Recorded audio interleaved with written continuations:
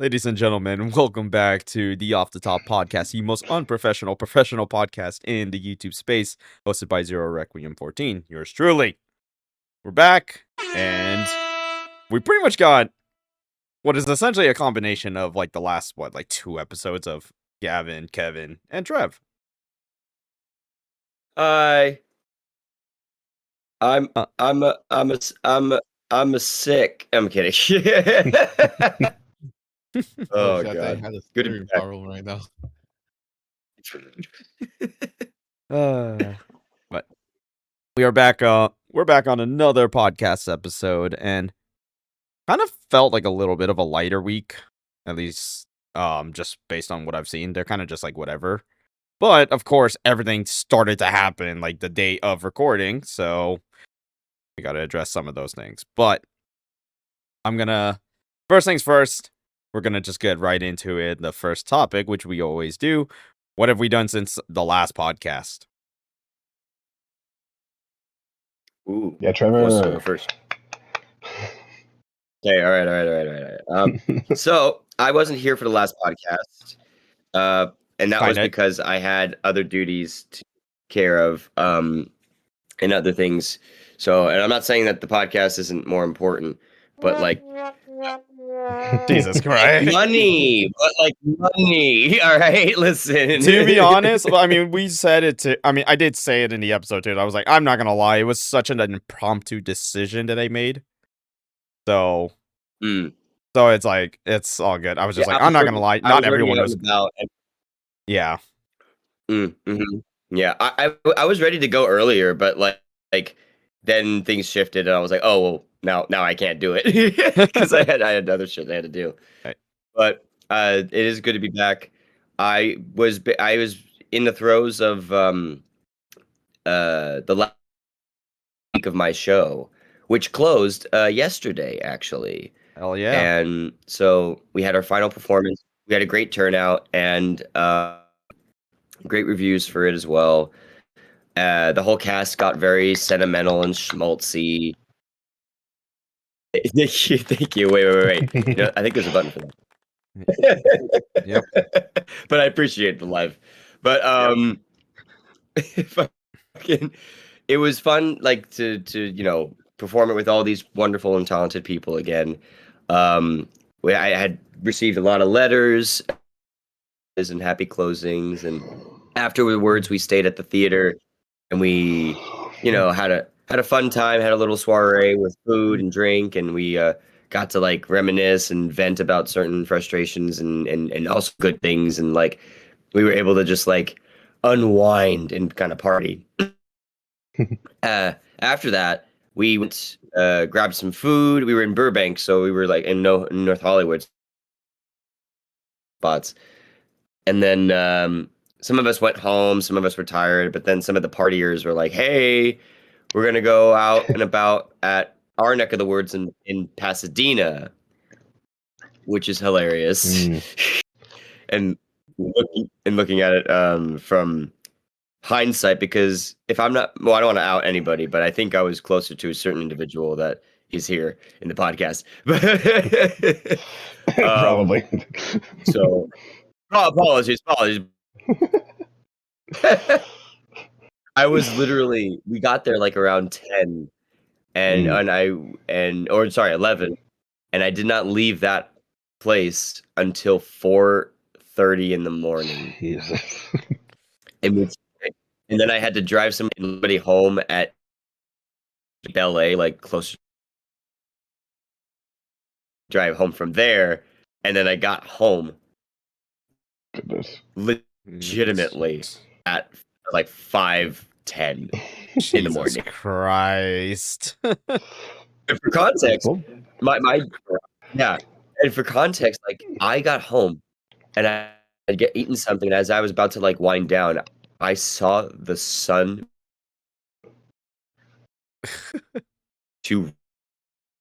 and that tells you I did a matinee performance on Sunday yesterday. So I had my performance in the afternoon and literally partied from post till 5 in the morning. Goodness gracious. And then I had to go 12 take my hours niece. or something? Yeah, exactly. Jeez. Basically, yeah. Again, I got 1 hour of sleep, and then I had to wake up again to take my niece to school at 7 in the morning this morning. So W I've uncle. been partying until basically 7. And then I literally like came home. I was also battling like a sickness of sorts. I was very congested and runny nose.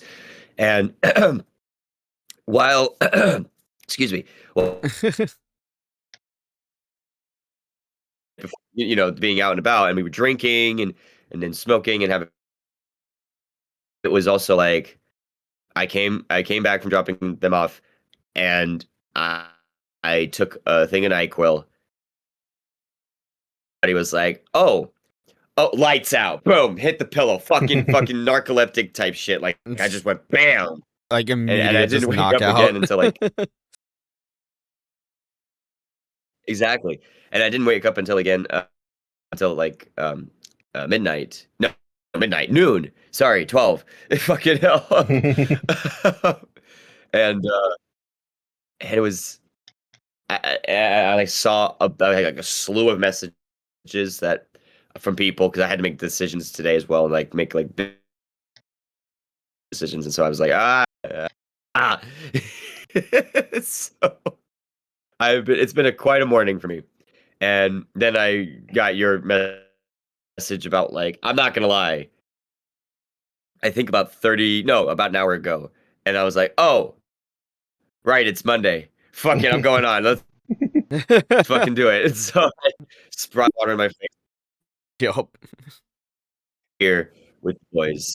Um, and I think the only thing I need since I played a little bit of Fortnite just to get my character up. I wanted his bunny skin, so any free time I had, I was just like, I'm just gonna grind this out in a fucking non-aggressive map. And played 2xKO with you guys for a bit that one time. Yeah. For a little bit, yeah. Literally moments before call time. So like, yeah, exactly. So I've been in the throes of my show and in throes of shit. So now I'm excited to get a little rest before the next project comes into my lap. So yeah, it's been a crazy freaking couple weeks for me, dude. I'm not gonna lie. Whew. Sounds like it. Yeah. Well, it sounds like you had a lot of fun. So that's the most important part. Yeah. Yes. That was the silver lining is that it was a lot of fun and very rewarding. Just so you know, I A think lovely time. A very lovely. I don't know if it's just me you are cutting out a bit on your end. I think it's Maybe. might be Wi-Fi. Oh, okay. Just want to let you know. Yeah. Oh, there it goes. So information got dropped, but we have a I think we got the general idea. okay. Well, okay, cool, good. I'm gonna stop talking.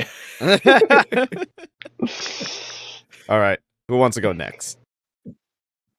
Yeah, Kevin. Wah, wah, wah.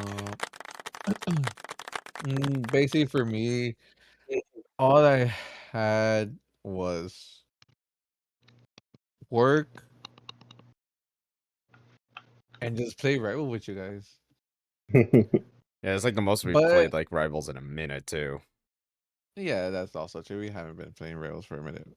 But I've been having easy days at work also. So it's like I haven't been doing routes like how I usually do. I've been let me see. They had me rescue someone.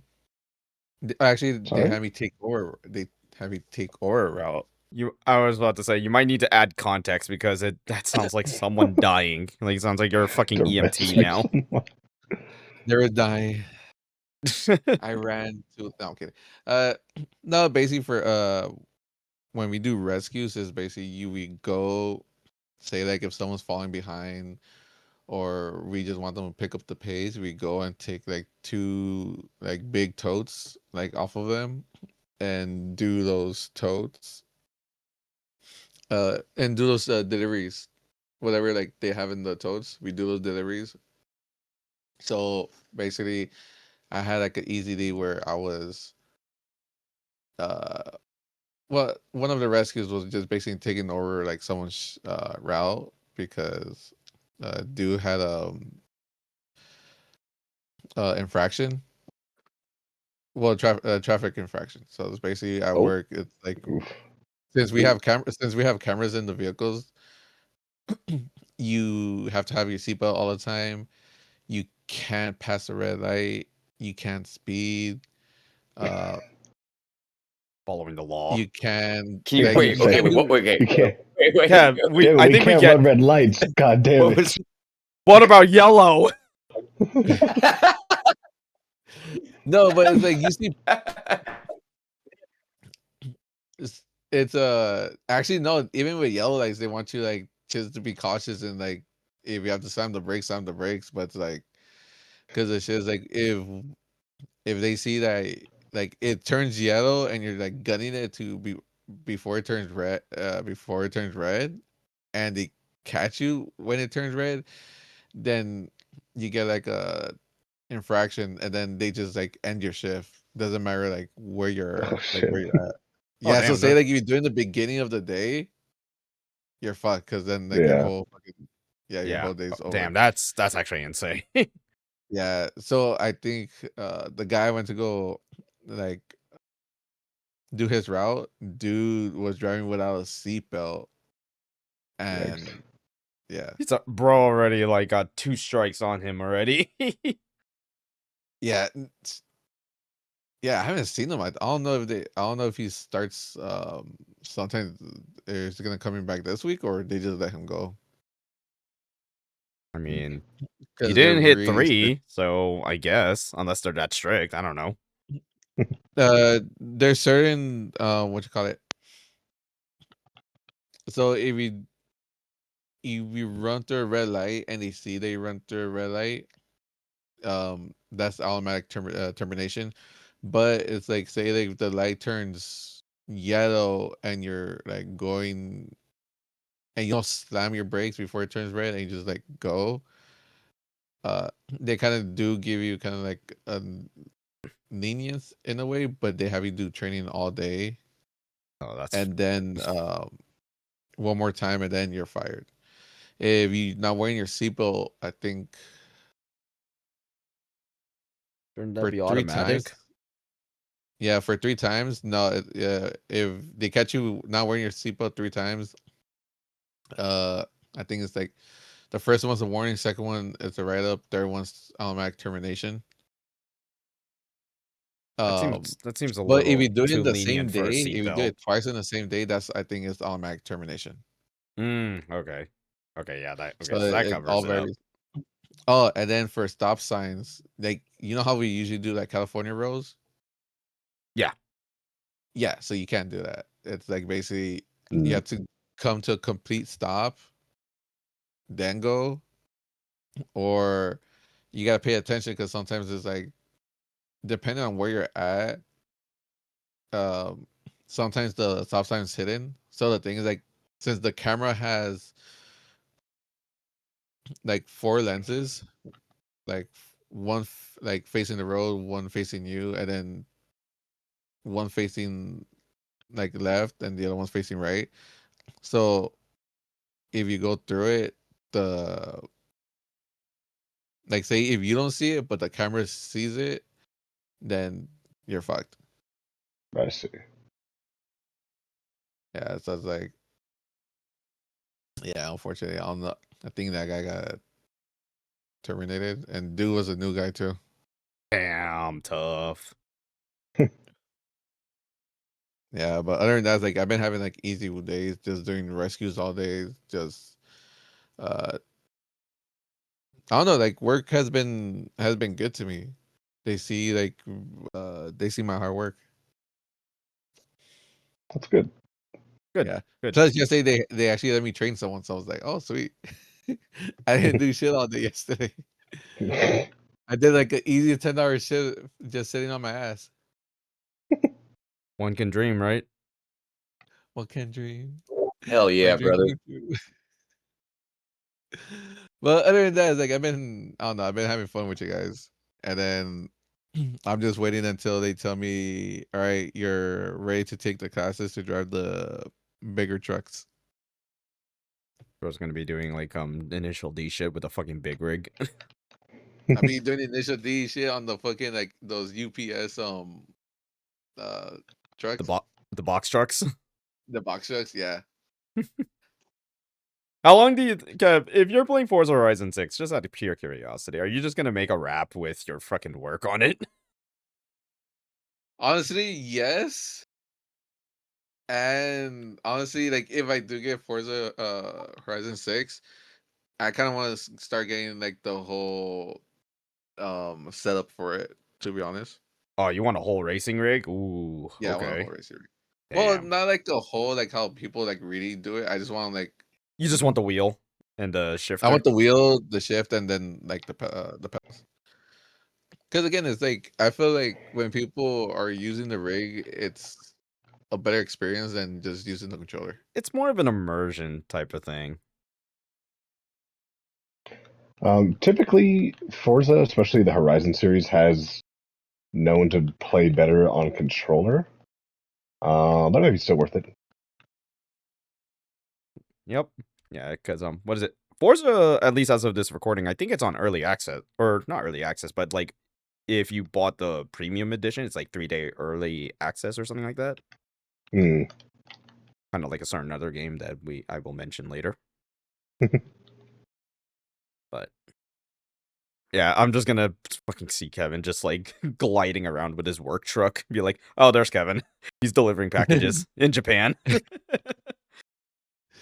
Fucking, I'm trying to beat the fucking 86. I'm like, I'm like, try to pass me now. Try to pass me now, motherfucker! And then you just start hearing the music just kind of building up, and you just hear deja vu. Dude, I'm not gonna lie. I was in my van regularly, and for some reason, I was like, you know what? I want to listen to that song, and I just like on repeat. I was just listening to that song, and I was like, I was moving faster. While delivering packages. I was like, what the?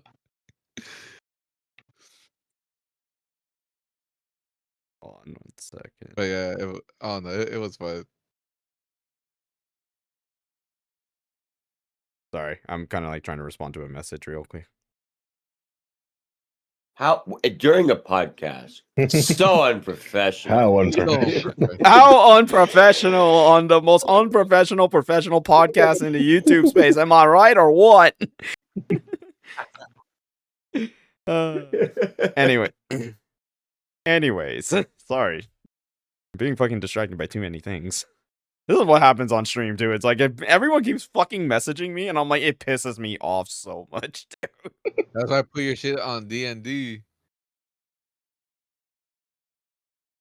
Dungeons and Dragons? Yeah, I was about to say. Yes, Dungeons and Dragons. Hey, But wait, not the roll for a phone call. Okay. What is it? Wait, what's a 1 then, Trev?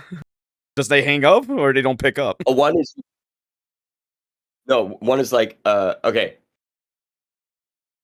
I guess one is you have to pick up, and a natural 20 is like I'm too I'm too important for you. Fuck off. And I thought it would be the other way around, but all right. all right. You can have that. You can have that. I guess. All right, and I guess Gavin will start rounding that with the first part of the pod. Hi.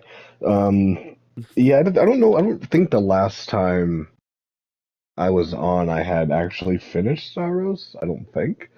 I think I actually beat it like the day after. Oh, funny. Yeah, so I think, I mean, pretty much same sentiments I had before. I've had a bit more time to reflect on it though, especially in comparison to Returnal. Um, I will say I still do really love the gameplay of Saros. I think I do actually enjoy the gameplay and the gameplay design, and even like the game loop design. The Returnal. I think from a narrative standpoint, though, I actually enjoy the narrative journey of Returnal more and kind of what like Celine goes through and all the like familial trauma and the generational trauma stuff and the actual journey of the narrative, I think is better in Returnal. But I actually like the aesthetic of the narrative more in Saros, like the environmental storytelling and what they do visually with like cosmic horror and like church horror, and in some ways even like body horror. I think it's really, really fascinating. But the actual like narrative journey and like what is happening, the actual like cosmic kind of mysterious, haunting, unfolding mystery stuff they do in Returnal is a lot more interesting to follow. And I think just kind of like the lot more aggressive, like in your face kind of narrative that Saros does. I don't know, something about it is more just compelling in Returnal. Um, so I do so absolutely think they're both worth playing 100%. I just think the gameplay in Saros is a lot more fun. Environmental design is incredible. Sound design is also. I mean, I think it has some of the best sound design and environmental design I've seen and heard in a game. It's pretty impressive. It's kind of insane. Um, so yeah, I'd still same sentiments. The in-game stuff was a lot of fun. There is like a true ending that you could get, and it's such a great time. Easily 9 out of 10 game for sure.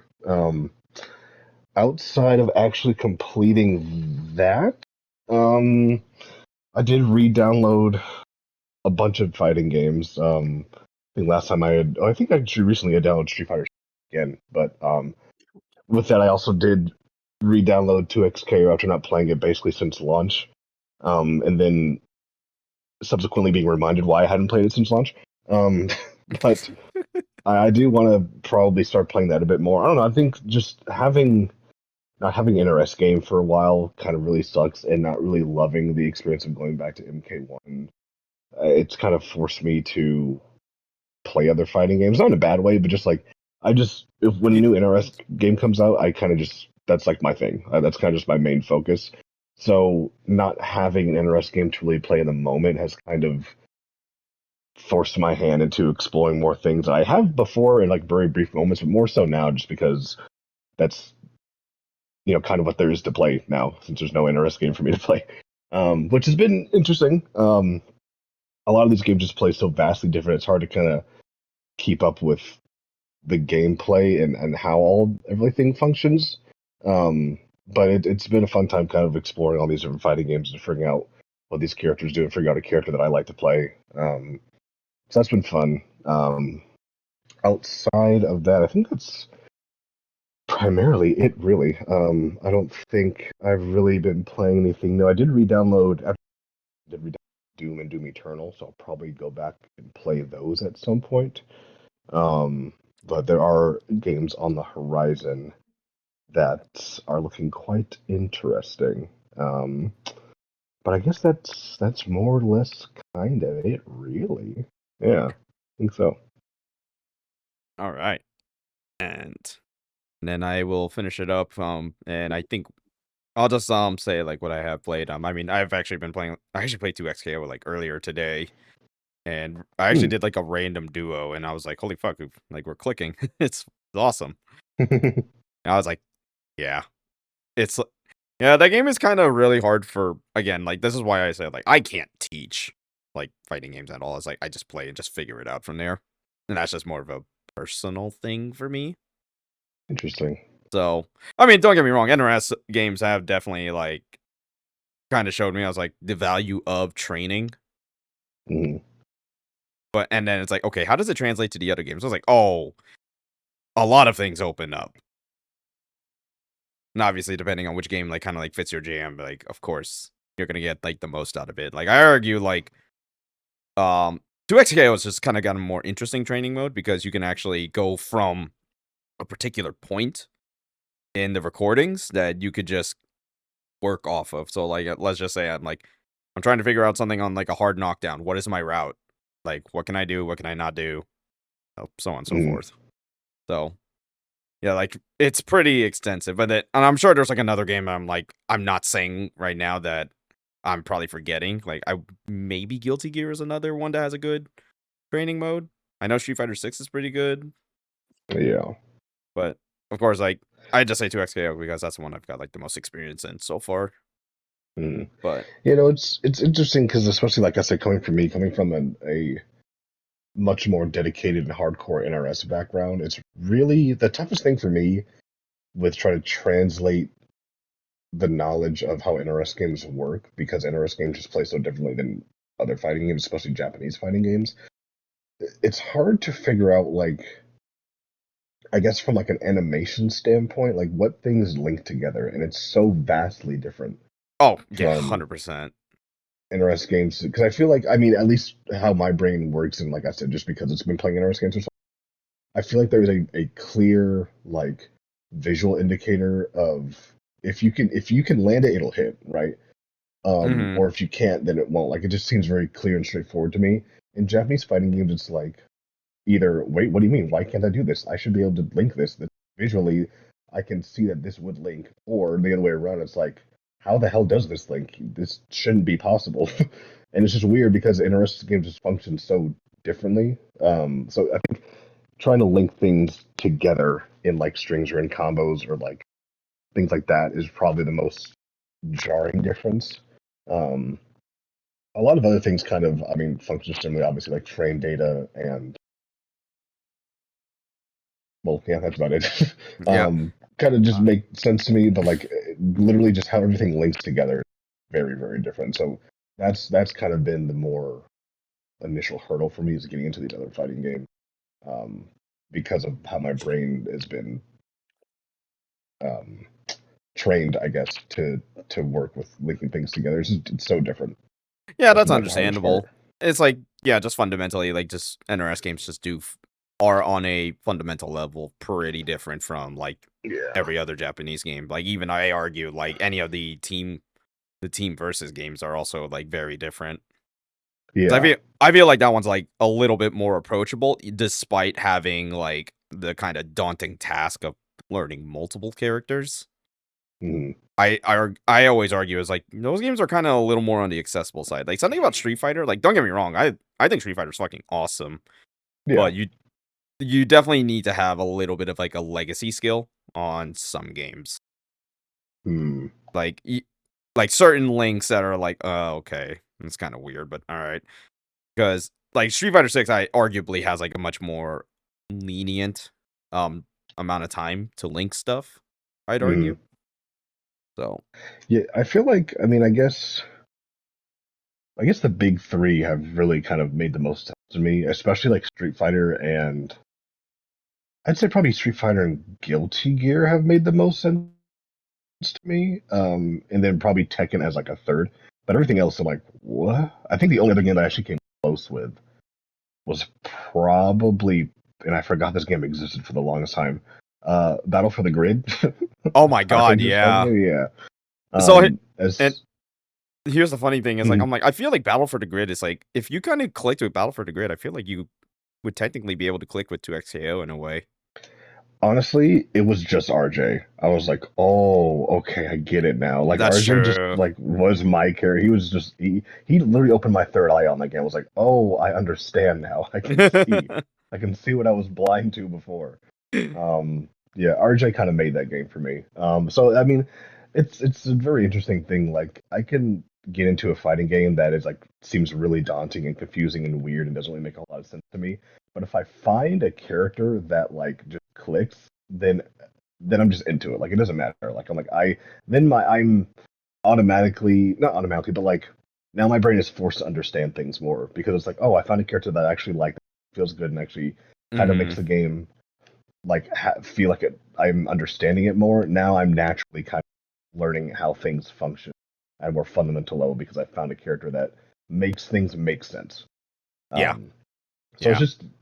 just that's a big thing. Is finding a character that you like, then you automatically just start, things will start clicking more. Yeah, that's a lot of like how it is for me right now with 2XKO because I'm like honestly like what's the reason I come back to the game? Warwick is fun. It's as simple. I can tell. Warwick is too much fun, and now like second character is like who am I feeling like playing? Do I want? I mean, Braum is currently my duo, but I'm honestly down to like try others. Like I think I've done variations with like Yasuo and Alawi. So Mhm.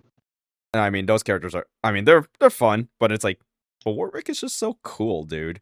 And I actually had a funny revelation. Um and I'm like, huh. I think I might have found like what is like my favorite character type in terms of design, which is werewolves. Because Interesting. in Smash Bros, I would play wolf sometimes, Mm. and I'm like, wait a minute, wolf, Star Wolf, Warwick, he's a wolf. It all makes sense. Surprised you don't main cap in Rivals now. I probably should at this point. I mean, I haven't spent money on that game. Wait. Yes. Wait.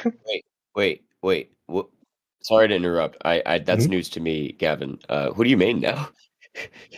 No, I'd still say I'd probably main cap. He's probably the character I still play the most in comp. Um, yeah, it's lately it's been between like him and Emma. But I have been absolutely. I didn't really play when it came out, but I started playing White Fox this season, and good lord, an insanely fun character. Probably the most fun I've had playing Rivals since Captain America came out, or since I started playing it as Captain America. Oh shit. I think we may It's as well been just use that lovely. as. I think we should just use that as our natural transition into well, what did I do last week? Well, if you guys haven't watched the stream on Friday night, yeah, I think I'm a Devil Dinosaur main. I can And see it. yeah, That's great. You've been popping off pretty good. I mean, I don't dude, trust any other rando dinosaurs in our game. They haven't been that good. A lot of them It's- just like feed, and I'm like, why are you 10 miles away from us in the middle of a team fight? I know you're a T-Rex, but like you still have a health bar that's gonna get whittled if the whole team is. Please come back. let's put it this way, or they That's got the every other size of a dinosaur. fucking their peanut brain compared to me. Well, literally. So Trev, I'm just gonna ask: have you seen who's coming to the game that wasn't Devil Dinosaur for Rivals this season? Oh, No. Well, haven't. oh man. Well, Cyclops is gonna be coming in probably mid-season. Yeah. Fucking what? I'm Fucking so what? excited too. Cyclops is gonna be fucking. Have you seen the trailer, like animation for it? The animation trailer? Animated trailer? Dude, it goes fucking It's hard. fantastic. Every single I have time they not release actually. a new animated trailer for the new season, I somehow each and every time am more impressed by the animation quality. It's absurd. It shouldn't be possible for animation to look like that. It's absolutely insane. I'd highly recommend watching it. Holy Trevor. fuck. It's incredible. Yeah, Trev, if you got time. All right, I know what I'm doing. I know what I'm doing after the pod now. There you go. But yeah. But I guess we may as well talk about it. I mean, Devil Dinosaur impressions. Like, honestly, like I said, I think this is a character that just clicks with me. He's stupid fun. That's, I think, the best way I could describe it. He's so dumb. Very ungo bongo. Yeah, pure unga bunga, like front facing tank. Can 1v3 like squishies and maybe 1v1 another tank with ease to an extent. Like, he definitely would benefit on like at least a trip support, or if you have just like a really good fucking DPS to pair with you. Yeah. So, I mean, I will say, like, I think though, I'm like, I don't know where you nerf this character, because it's like, it's kind of hard because you have to commit to like everything. You have to commit to your shield, you have to commit to the attack, or his like 3 bites, and then the lunge, and then his beam can only stay up for so long. Yeah, Like- it's just because he has like long cooldowns primarily. Yeah, because all his cooldowns I think are like 10 seconds each. Yeah, maybe do 15 in some. Depending, yeah. So that's the only thing. I was like, I really don't know what you're supposed to do to nerf this character, other than maybe just don't let him get so much overhealth from bleed procking. But even then, I'm like, I don't know. Like, I don't know what you're supposed to do to nerf the character. He's fine. Let him be. Yeah, I just say keep him as he is. Like, dude, I kind of feel it's like, yeah, just like playing this character. I was like, yeah, this is kind of like what the way I'm feeling about Devil Dinosaur is the way I feel about playing Maga on Overwatch at times, where he's dumb unga bunga fun, and then if I'm chasing squishies, it's hilarious.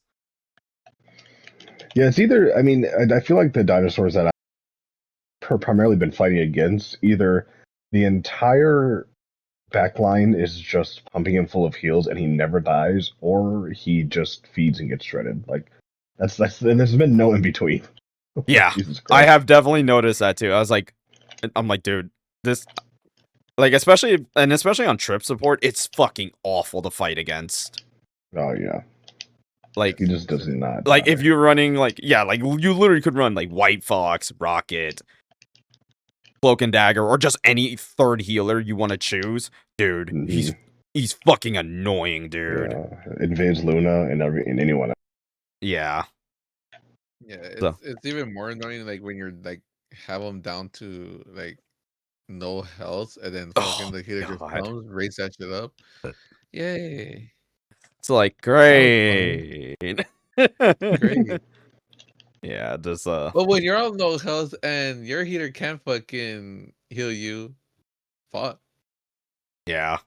This is why that's why we always say that Jake is our almost designated healer, sadly.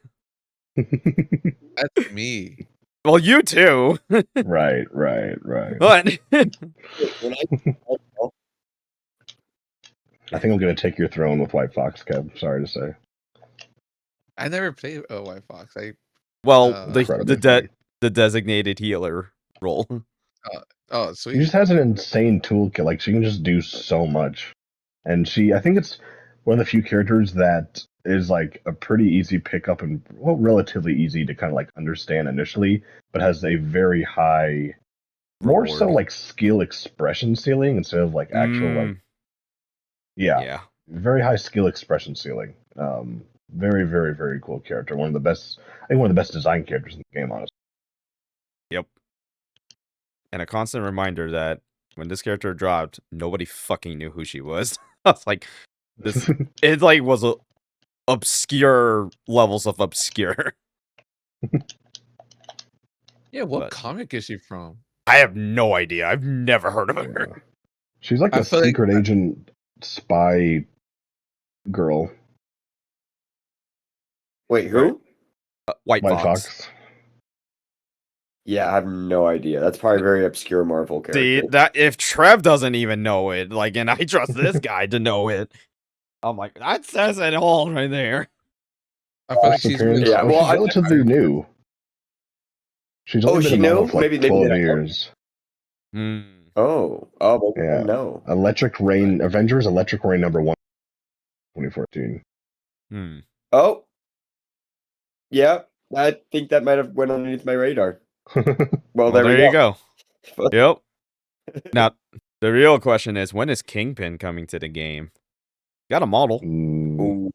Ooh. Well, we usually get one tank per 30 DPS, so probably not for a while. Next year, Kingpin. Exactly. Or, wait, actually, no, Thanos is more likely to fucking end up in the game. Yeah, with all Or- this Infinity stuff they're doing, yeah, I wouldn't be surprised. Well, either Thanos or Doctor Doom. Well, Doom is probably going to be more lined up with the movie later this year, so. Yeah. True. That would be a big one. That would be good synergy. Yep. Ooh, Or Rhino. ooh, Rhino would be That would different. be Fucking such a charge fun tank. ability. Rhino or Juggernaut would be fun. I honestly, I kind of would rather have Juggernaut more.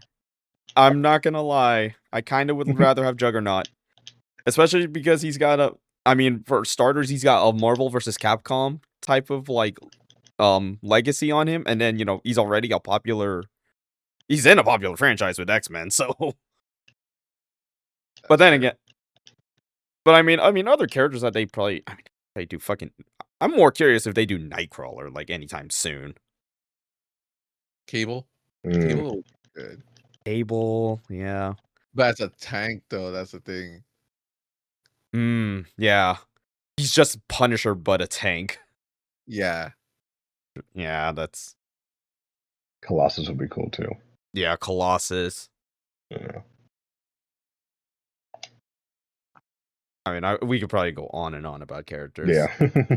But Yeah, honestly, like But bro, Goddamn. and you know what's funny too is like I'm like every time I play Rivals, I'm like, all right, I want this character in Tokon, and I'm like, okay, I know that it's unlikely Devil Dinosaur or Jeff are gonna be a part of like the base roster, but I'd like to see them in it. Like, come on. That'd be cool. Or Yeah, they have like kind of like little sidekicks. like as part of a moveset, yeah, probably. Yeah. That probably would be the best way to do it. Because I mean, because right now, like with Tokon's roster, like what they're saying, I don't know if we, I feel like we covered this last week, but I may as well say it for Trev as well.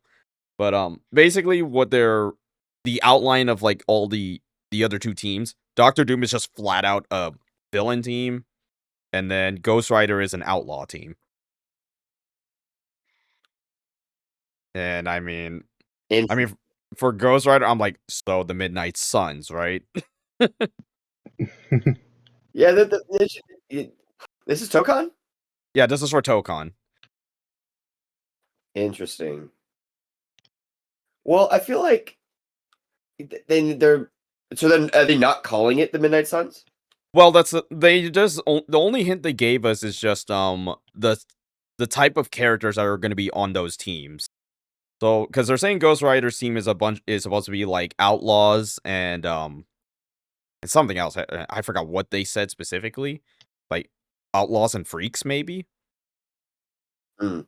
And I mean, like, well, the most obvious ones are like Moon Knight and Blade. Still, I don't know who fills the fourth. Maybe Deadpool, but I don't know. Mm, And Interesting. then Doctor Doom. If it's just flat out a villain team, I mean, I think we've said it already, but like it's likely Carnage is one. yeah. They seem to really be leaning on Carnage as a villain or a part of the villain team. So, I mean, if they want, it's like probably gonna be like Carnage, Thanos, and I mean, if they do Ultron, I'd fuck with it. Do you think they would add Carnage and not Venom? Venom is definitely going to be in the game. It's just more of when Yeah. is he going to get added. Because if I were, and this is just like my tinfoil hat theory, Venom is going to be DLC bait. Interesting. You want to get interest in Marvel Tokon? Venom is DLC. They already have Spider-Man. They already have Penny. Add Venom like after. That's The just Beastmaster Venom seems crazy. I mean, we'll see. We still have like a while because Pokemon's gonna be releasing in August, and as far as like reveals, it's likely. I know Combo Breaker is this weekend, but I don't think they're gonna do a reveal there. It's probably gonna be Summer Games Fest and then Evo later in June. So Oh wait, Token's in August? yeah, Tokon's gonna be in August. I think it's like August 6th, something like that. Mm. Early birthday present for me and Trevor. Oh, Late one for me. Thank you. and one for me. He was my plan all along. Sorry. All right, we'll see, but we'll see. I mean, I'm definitely day oneing that game.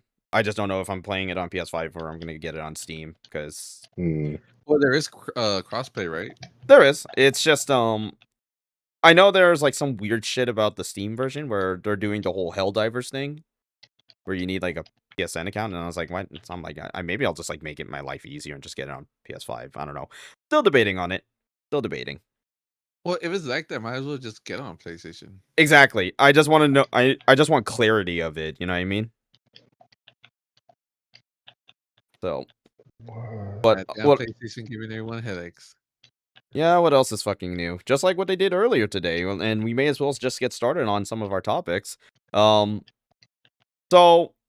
literally as of today, they just announced that starting May 20th, that they're going to be increasing the monthly and 3-month plans for PlayStation Plus, and I believe this only applies to Essential Tier, which is $10.99 monthly and $27.99 for 3 months. You do have until May 20th, so that's like 2 days from now, and probably when the podcast gets uploaded. And Yeah, because Were the regularly is what you call Like, it? it's like 8 something, right? 8.99, right? Yeah, I believe it's like 8.99. And of course, what is the reasoning? Oh, well, because of market conditions. Yeah, fuck off. That's all I could say. hmm, I'm like, you guys just want to just upcharge, just say it. And it's hilariously ironic too, because of this happening, and then Xbox lowers the price of Game Pass. So Oh, and if you get Discord Nitro, you get Game Pass included. that too. So it's like it's funny, like that this shit is happening. It's like, bro, like Sony, Sony's already trying to like outprice everybody just getting a PS5. So it's like, why not make it worse? jeez. Well, all I can say is I'm glad my PS Plus ends on the 24th. Yeah, mine.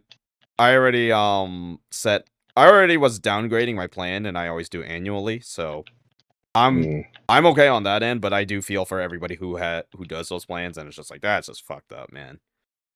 Wait, but it's Yeah. only for the basic, right? I believe it's only essential. They didn't say it's for extra or premium. So I think if you're on those, you should be good. But if you're on essential tiers and you do, like I said, essential tier and you're on those plans, sucks. Fucking Yeah. Sony, man.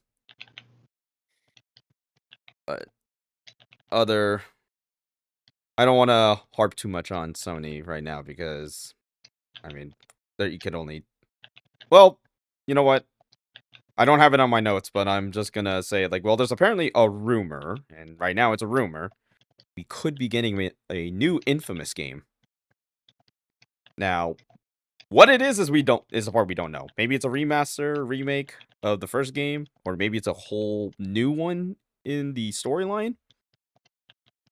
But hey, Where's this coming from? I just sent a post on our group chat, but apparently Hmm. it's being rumored that we are getting a new Infamous game. Let me see. Let me see if they have a source on here. Sure, yeah, I'm sure Sucker Punch doesn't say anything about it. Yeah, they probably got a. If suck. Let's Like- see. Oh, Sorry, what happened, Trev? no, I was asking if it was Sucker Punch where it was coming from. It's just saying it's somebody from sounds like a podcaster. Let's Oh. see. The most Yeah, reliable source, it's naturally. it's a VGC journalist. Jordan Midler. He just said he's under the impression an Infamous related project is happening somewhere inside PlayStation. So again, it's rumored right now. We don't know, but hey, if a new Infamous comes out, hey, at least we got something for Sucker Punch again. Yeah, I would have faith. I've played I played a little bit of. I haven't beaten one, but I think I played a little bit of all of them actually. At least probably 2 and Second Son. I know a lot of people really love Second Son. Yeah, I know that one's a lot of people like that one. But well, we'll see. We'll keep an eye out for anything Infamous related. Here's another thing that I actually saw, and this kind of sucks for, well, people who want to get into the Steam ecosystem through the Steam machine. So, if anyone isn't aware, the Steam controller did drop like earlier this month, and scalpers just got right into it. So, I'm not surprised. not surprising. So, Steam decides to actually introduce a whole new reservation system. So, the big thing is your account has made a purchase like 7 days prior to the Steam controller's release. So that's in a way that counters the scalper situation. And obviously, they have to do the reservation system because they don't have a lot in stock at the moment, but they do plan to make more, of course. And they are planning to do the same exact system for Steam Machine. The biggest caveat on it, though, is the fact that it needs activity or a purchase of some kind, probably prior to the release. And Yeah, I would definitely say for the initial run, that just sucks because I'm sure everyone here is at least interested in a Steam machine. It sounds interesting. Yeah, It it does. sounds interesting. Yeah, it's just the only thing that sucks is that you do have to have like a purchase of some kind, probably like prior to the release. Now, granted, I think this is just going to be more of the first couple months of the Steam machine being out. So probably by the time that they have like way more in stock and more readily available, this shouldn't be an issue. But if I do get a chance, though, if I do get a chance and an opportunity to get the Steam machine, I will try my best and I will report on it. Cool. So, but yeah, it kind of sucks because like I know, like I said, if anyone's trying to be like the early adopters of it, it does suck that this is kind of like what they got to do for now just to stop scalpers, and rightfully so. This is the right way to do it. I'd argue. So you have to make like a Steam purchase of some sort, or That's what it says. Like you need to have like a Steam purchase of some sort, like before a certain date or something like that. interesting. Yeah, I mean, it's not a terrible way to do it. It's almost as if other companies should be doing it, but they won't.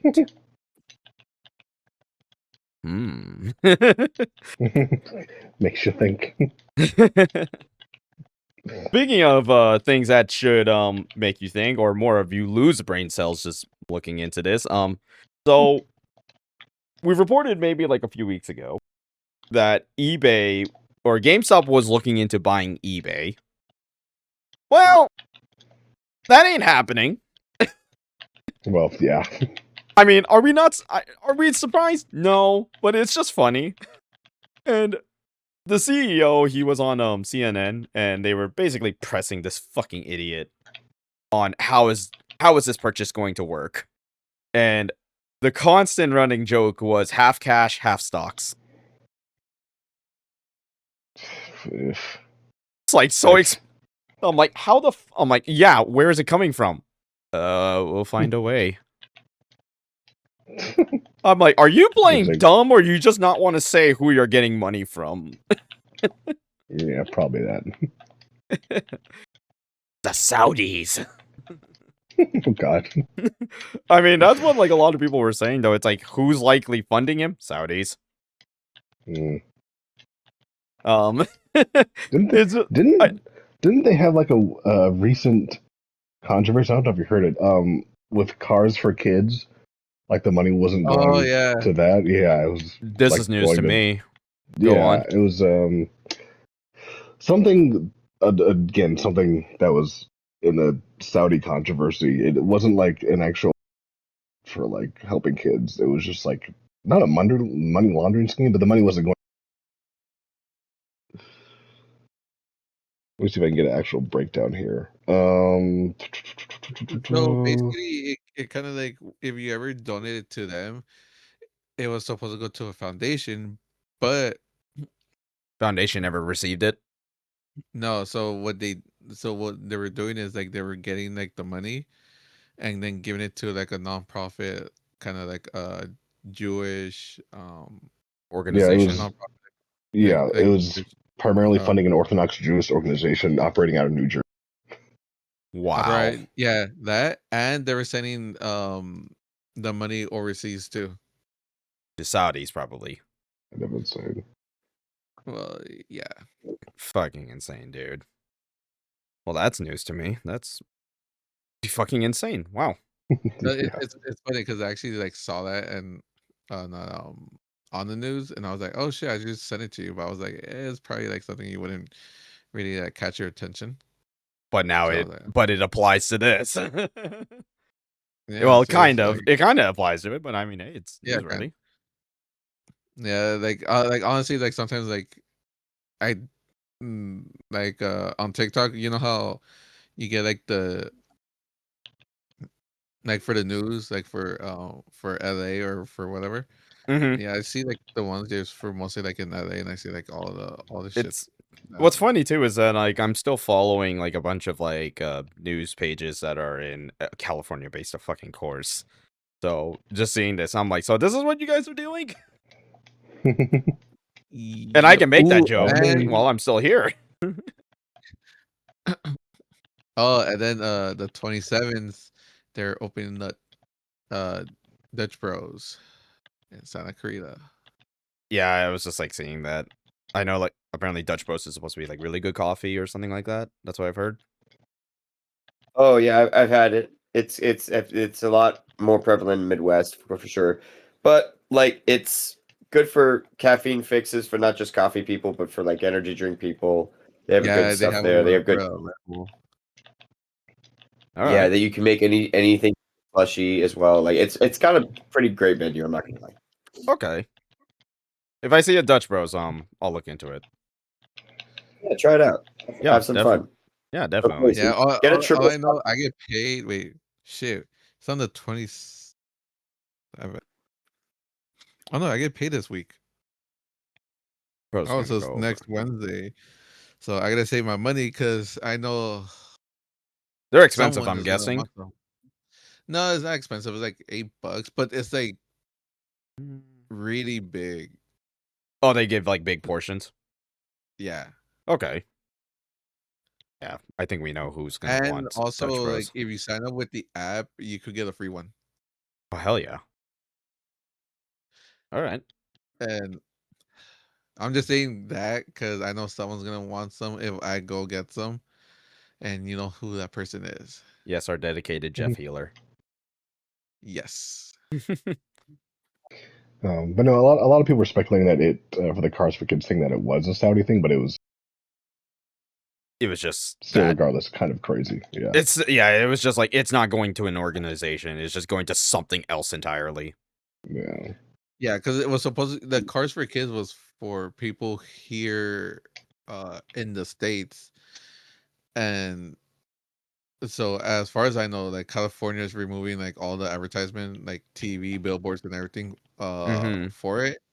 And then I think some other states are kind of in court about removing it, but here in California, like It's they already won the like court case where they already took care of it. yeah, because actually they went to court because of it. I mean, it makes sense. I mean, their money is going to something that's not what they're donating to. It makes complete sense. So crazy. Crazy times we're living in, man. Yes, Yeah. we are. But I think I'm gonna skip around a little bit on some of the topics because we'll circle back to them eventually. But speaking of California, so the big act, the whole Stop Killing Games act that they're proposing right now. Well, good news, it has officially reached to floor vote and likely to win. It is very likely to win this case, and I'm so happy that that's the case. And the funniest thing though was that the ESA, or the I believe it's like the Entertainment Software Association, I believe that's what it is.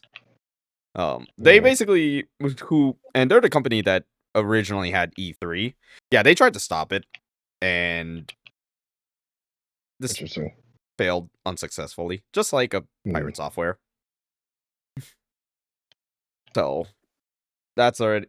I'm already happy. I was like, thank God they're putting this shit into fucking law.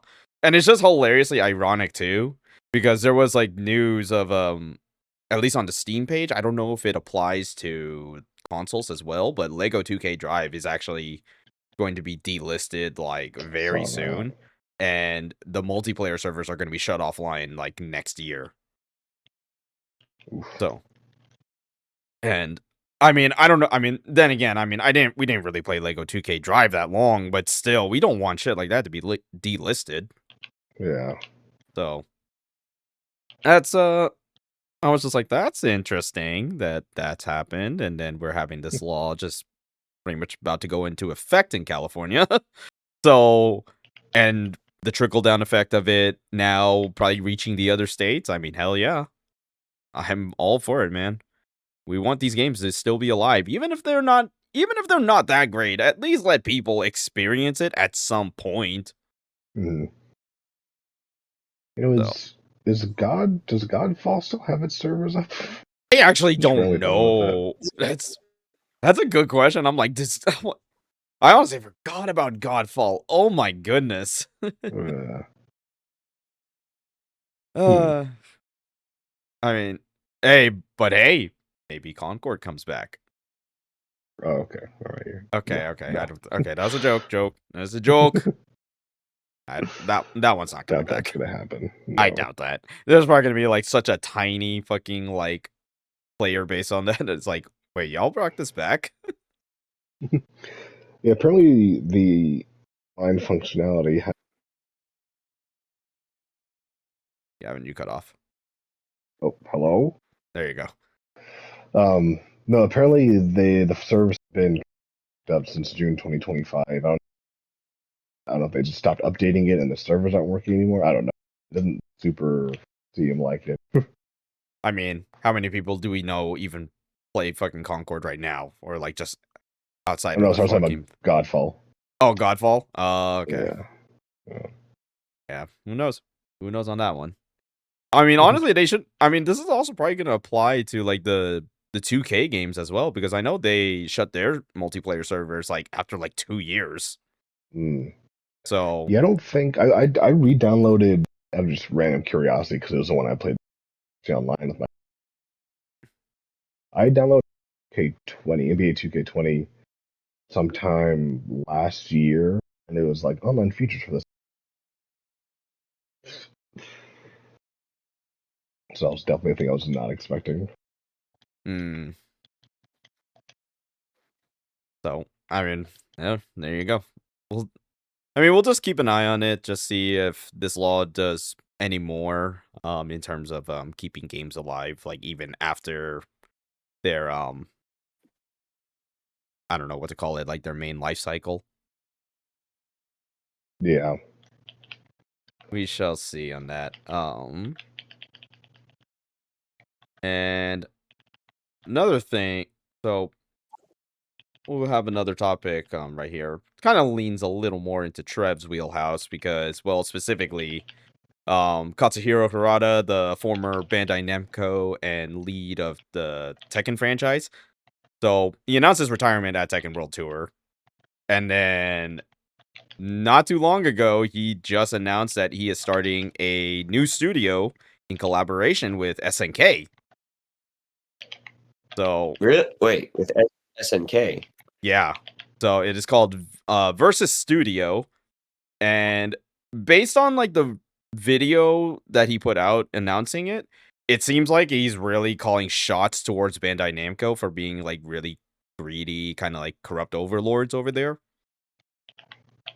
So it could be a sign. Oh, It could be a sign that Harada is going to make an actual like 3D fighter that isn't Virtua Fighter that will be competition to Tekken.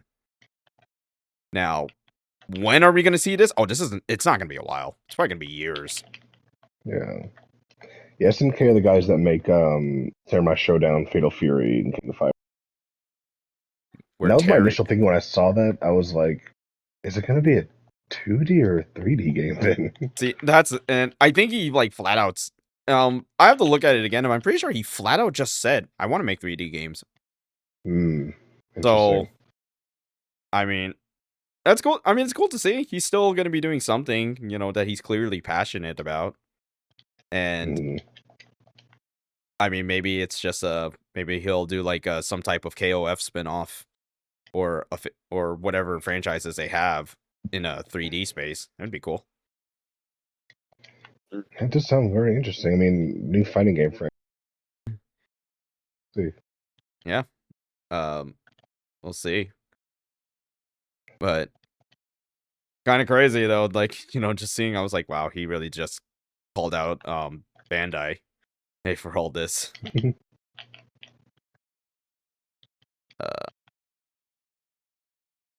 Another little small topic, but I'm kind of not surprised by this. So apparently there was like a stat that came out that 62% of hardcore players no longer buy games at full price. Completely understandable, honestly. Yeah. Facts. Hardcore players, even? So what they're What are they classifying as classifying? Yeah. yeah, so I had to look into this. I was like, what do they mean by hardcore? So like, okay, they're talking about basically like older demographic that just keep playing games. That's what they seem to notice. Is like what's prior to millennial again? Is it Gen is Z? like I believe well, so. After millennial, I think.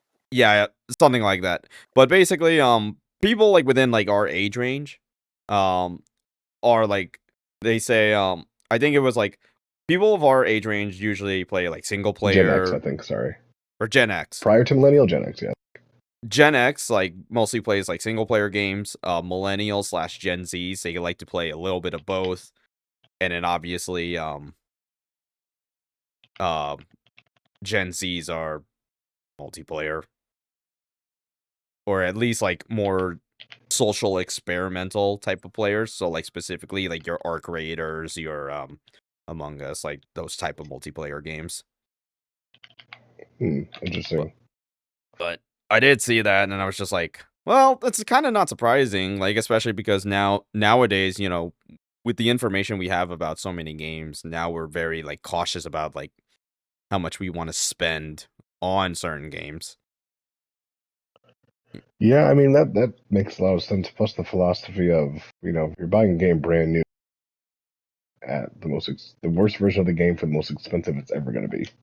Exactly. It's Like funny because you guys are talking about that because I think GameStop is doing a promotion right now, and there's some games that are like for $15. Like I saw that. I think it's like Call of Duty Black Ops 7. I think it's like $15, something like that. Yeah, then I saw I think Mario Kart or something was for like $15. Was it kart or What? RPG? I saw a Mario game, but I don't think it was Mario Kart. I want to say it was like Brotherhood or RPG. I think it's on their GameStop IG That's page. kind of crazy. Yeah. Oh yeah, it's Mario RPG. Okay. Yeah, because I saw that same post. I was like, I don't remember kart there, but yeah. Oh, and Brotherhood. Yep. So, I mean, that's still like, and again, it's I mean, all of us have like said it. We just just just vote with your wallet. If you want to get like a particular game, you believe that it's gonna be that good on day one, go all in. Don't let us stop you. But everyone's got different opinions and philosophies. Brotherhood or Brothership? Brothership, I believe. Whatever the one is, the Mario and Luigi Switch game It's is. Brotherhood. Yeah, I think it's Brotherhood. I just fucking saw it right now. Actually, wait a minute. I have it in. Hold on. It's somewhere here. Brothership.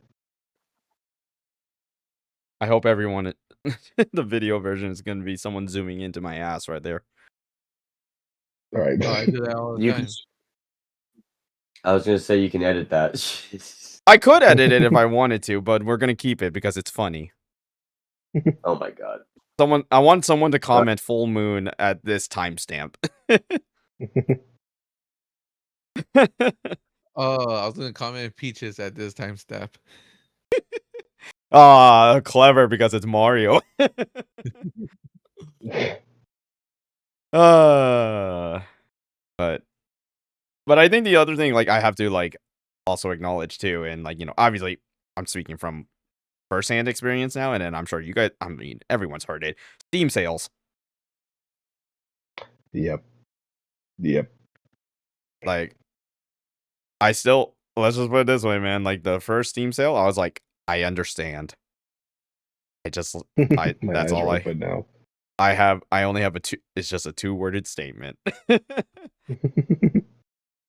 Like, plus nowadays, with how many games are like releasing now, and like everyone's just got a fucking backlog at this point. Yeah, Like, seriously. Like for me, like I got a severe fucking backlog. Like, because like I even we'll talk about like one of the games, but I mean I started like a franchise because like I started the franchise, in preparation for another one that's coming out. Well, Mhm. 5 hours for me at least. When I get a chance to play it, which I'll let everyone know at the end of the episode. But very exciting, you know. And the fact that it's just games of like different varieties. It's always fun just to experience it, man. And yeah, I really don't got anything else to say then. Like, yeah, I understand.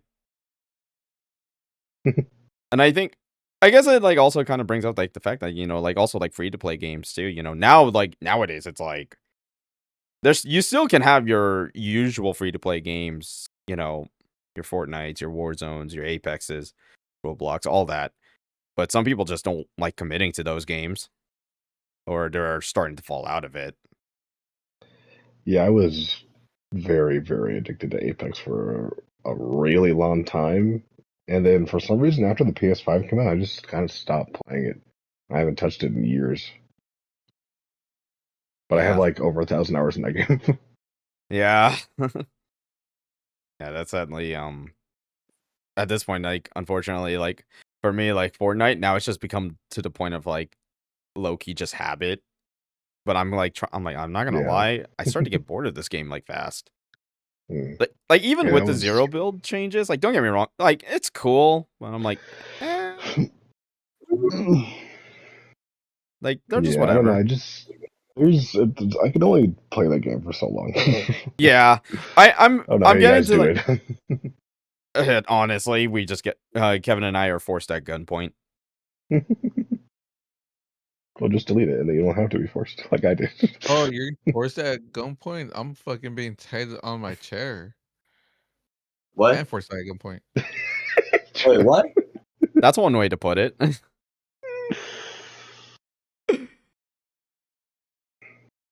Anyways, All right. we'll just move on from that. We're just gonna move on. At least our last topic before we move on to our question for the pod and comments. So this is actually something that was sent in by Gus, actually, who's not here on the pod, and I told him that we are recording if he wanted to join, but whatever.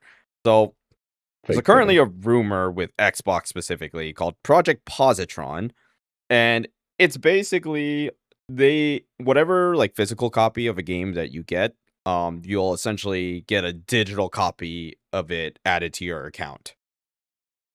So, and I was like, okay. At first, that sounded really good. But then there's a fat caveat, though, which is after some time, like it's added to your account, basically the CD will just be bricked. What?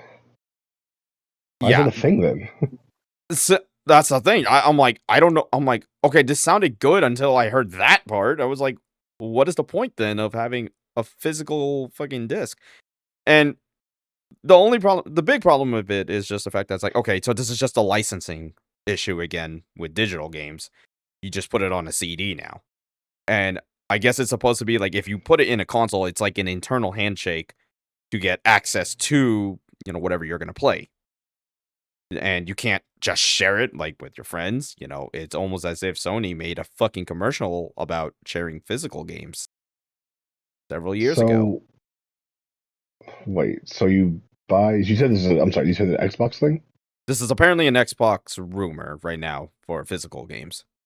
So if you buy a physical game Mhm. and then you put it in your system, you have two versions of it. You have a physical and a digital version. That's apparently what it's supposed to be either, I believe, a physical and a digital. Yeah, I want to say it's something like But that. do you need the physical? So what prevents you from putting the disc in, installing the game, having the physical version or having the If, digital version, and if I had then ejecting it and just returning it?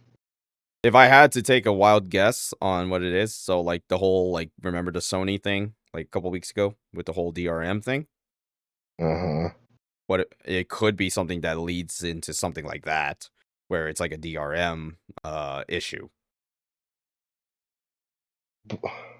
So the problem is that I don't know. The only thing is like, do you need internet connection or not to make this work? Because this doesn't make Well, sense. do you If need the disc to access the digital version? I think you should just be able to. That's a good question because like I didn't see anything about that specifically, just because there's so many. It's kind of vague about these rumors, but That sounds so weird because I mean, either you put the game in and you can just play the physical version, or which then I don't know why you would have need a digital version anyway. you know, Or you don't need the disc to access the digital version. You can just return it and get your money back. Yeah, I don't. I don't know. I think It I seems think out what of it the way. is, it does seem Mm, kind of weird because the other thing is that what I could be guessing too is because this is specifically an Xbox rumor. It could be that you have access to it digitally, like let's just say you're playing on PC or something like that. Maybe that's that's one way to do it. But yeah, that does bring up that problem that you just mentioned. What happens if I just return it? Does that mean I just basically got a game for like free or like on a severe discount? yeah, if you don't need the disc, then you just return the game and you just got a free game. Or if you do need the disc, then what's the point of having a digital version? Unless you like you said it's a thing where you can. I mean, if you bought a game digitally anyway, why? I It's guess you're weird. saying you could transfer the digital version of it to like your Steam library or something, like Maybe your it could or not be, Steam. or like Yeah, whatever. maybe Steam. Well, there is an Xbox the Xbox game bar if you have like a Windows OS. Interesting. I mean, I guess So that's the one way I can see it, where if you like, it gives you like a digital code or something that you could use to download it to your PC instead of worry about it. I don't know. yeah, because like the more Interesting. I like kind of like looked into it, as like okay, again, it was again like I said at surface level this seemed good, but then after that I was like, wait, this is kind of weird, and then it Yeah, it just just doesn't. The doesn't way you're sound at least explaining it off rip, it doesn't really make sense that it would for it to exist anyway. So I don't know. yeah, but Interesting. let's just go with the concept that it is just like on the positive side, this does help with game preservation, and then it also adds to like let's just say physical collecting or something like that. Yeah. That's probably like one way. Interesting. That was the one positive I can give. This helps with game preservation and then physical collecting. And then, Weird. but you know, if the negative is that where the disc is just gonna at some point just stop working. Now we don't know how long it's supposed to Yeah, that's just also stop working. incredibly strange. Exactly. So I was like, that doesn't sound right. That almost sounds illegal. Yeah, so So then you only have access to the digital version, and the physical version that you have just no longer works. Like, why would you ever buy it then? If you exactly. know that it's gonna stop working, that's something about that seems very odd. Yeah, it doesn't sound right. So we'll see. So I mean, only time will tell. Like, I don't know about this rumor. I mean, this could be also something that's like very early in development. Mhm. But for it to get leaked out right now, it's just kind of like, Yeah, weird. this might have some traction of some kind. And I'm sure, all of us here like understand like, you know, the convenience of having a physical copy. But I mean, also digital is there's nothing wrong with Yeah, having digital, but at least with the consoles, they're acting very weird about digital ownership. I haven't bought a new physical game in a very, very, very long time. Yeah, that's true. Because I think I'm probably like one of the last few who is buying physical nowadays, depending on what it is. Yeah, I mean, the only thing, I mean, I have a very stark opposing view when it comes to movies. If it's a movies, digital movies, I'm not a fan. Hmm. Physical, oh yeah, I'll keep buying physical movies to the day I die. But games, for me, it's just like I have it on my system. I can just access it anytime I want. I don't have to get up and swap discs if I want to. Plus, it just keeps like the space where I keep my movies more open because I have a ton of physical movies. So I just want to clutter that with a bunch of physical. Plus, I feel like I'd probably,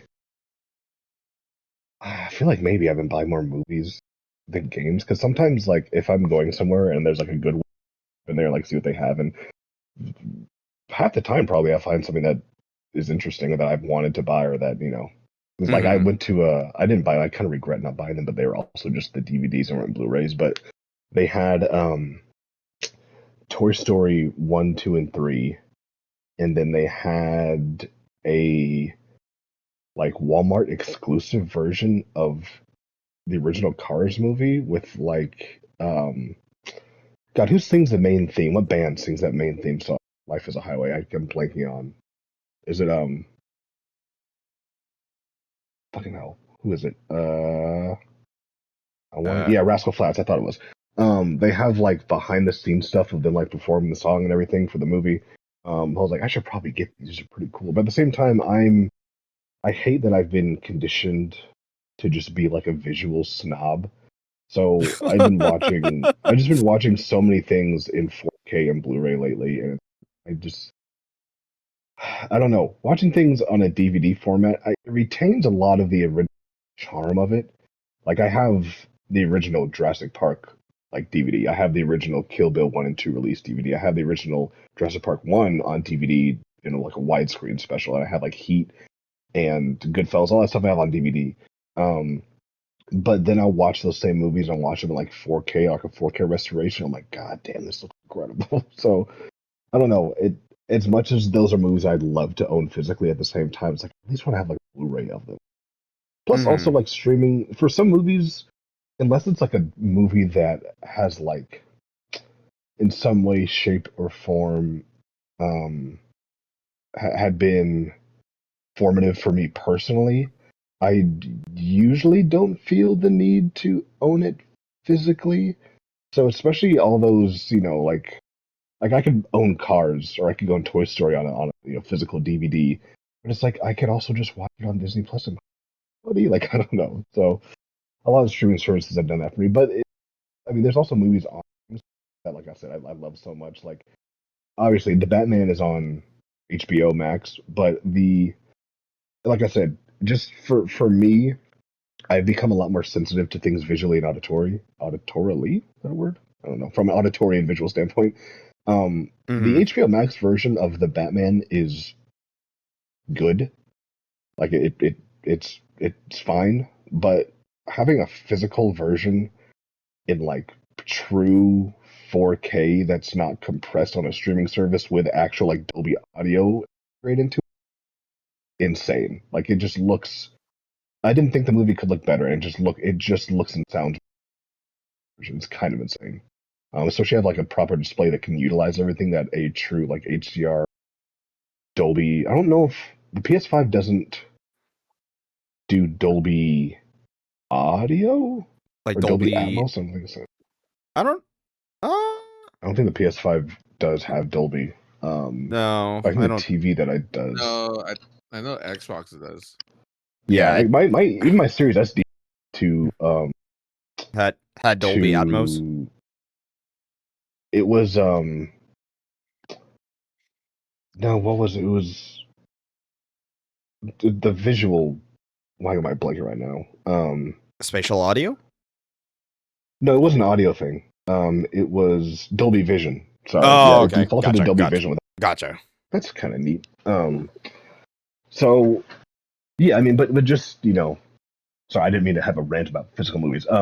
But having that format, I can't not have things physically in that format for movies. For games, I mean, you're not really getting any sort of different experience because games are just going to run how they are, and then basic from a digital to a physical version.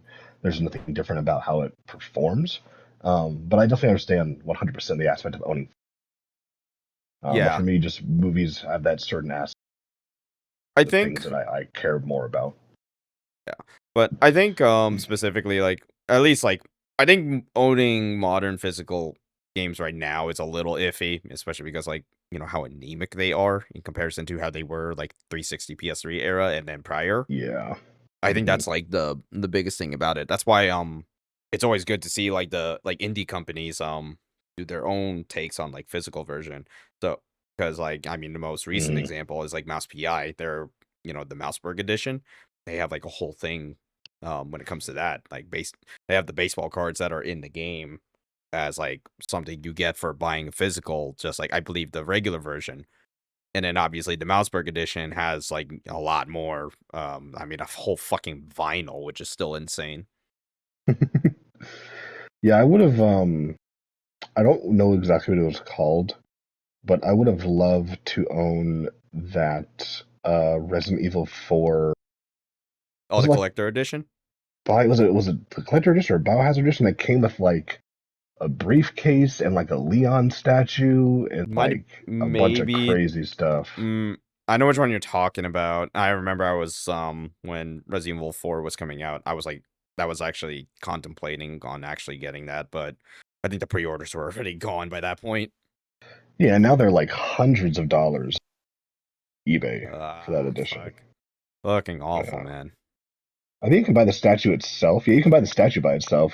It's still like $80, which honestly, that's not bad. The funniest thing too is like that I've only had that happen a second time of buying like some type of collector's edition or at least parts of the collector's edition with Expedition 33 because they were selling that for like a limited period of time, but I was just like I want it, but I didn't know where I was going to put it at the time, and now it's like now I have a space I could use it for.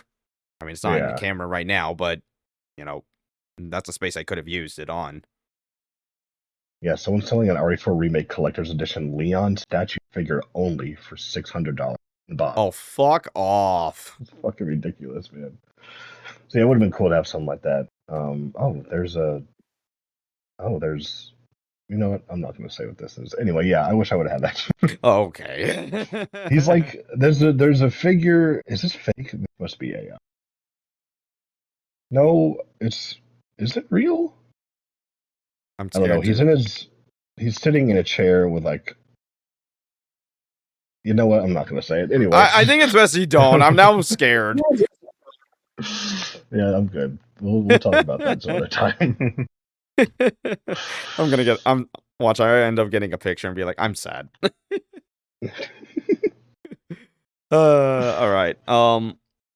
And that does it for the topics I have listed. Does anybody else want to bring something up before we move on to the question for the pod and comments? I'm good. I don't want to be sick. All right. Yeah. All right. So, okay. So, and now we're going to go lead into the question for everybody on the pod and the comments. If you want to participate in this question, go ahead and just comment down below. So there was a report like recently that was starting to show that a lot of live service, like the model itself as a whole, is starting to slow down with most companies. Pretty much just from, canceled projects and just even the current ones are starting to just kind of lose out its player base like more and more, like feels like every second.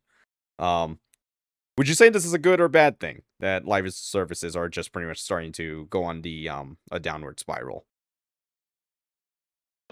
I was thinking about this a little earlier. I was just going over the topics and seeing what I can kind of have at least in mind. And it initially, obviously, when you think of the stigma that the live service genre is tied to, you think, yeah, I really want more of that because it hasn't, proven to be super positive in the spotlight, especially when you think of games, Marvel's Avengers and stuff like that. But I honestly think it just comes down to the development Yeah, and care and effort they're willing to put into the live service product that they want the player to enjoy for a long period of time. I know a lot of that comes with a lot of crunch time and overworked employees. I understand, but I mean, you just kind of look at. I mean, for me personally, at least, I mean, you look at games like Marvel Rivals, and I don't play it for a while. 4 patch notes in a major season update. I'm like, wait, what games? What happened? So much they added to the game, and all of it high quality stuff. Even Fortnite lasting as long as it has been, just to get all these new IPs in, all these new genres. I mean, I know a lot of it maybe is probably a lot of repeat stuff from previous seasons, maybe something pretty like buy much. in the shop, and but just the fact that they've lasted this long, it is kind of insane, and people are, I mean, still spending money on it. But yeah, I think it depends on how the development and type of quality they put into it. I think live service games can be totally fine. I'm pretty sure people are still playing Destiny and Warframe and stuff. I mean, there's also people who are still playing World of Warcraft as well. Don't forget that one. Yeah. So yeah, it just I mean, if you capture your audience and you're willing to put in work to really keep not just keep the quality of the quantity of things, quality updates, and listening to your community and understanding kind of the feedback and what will make that experience, what they can get out of it the most for your audience, then yeah, I think it's fine. But I think there are definitely games that are designed behind that would have been much better off designed as general either single player or like general multiplayer experiences that shouldn't have been. So it really kind of depends on how it's implemented and how much the dev team is willing to put into. I think them as existing is totally fine as long as there's priorities set for things like that. So that's kind of how I feel about it. Anybody else want to take a jab at this one?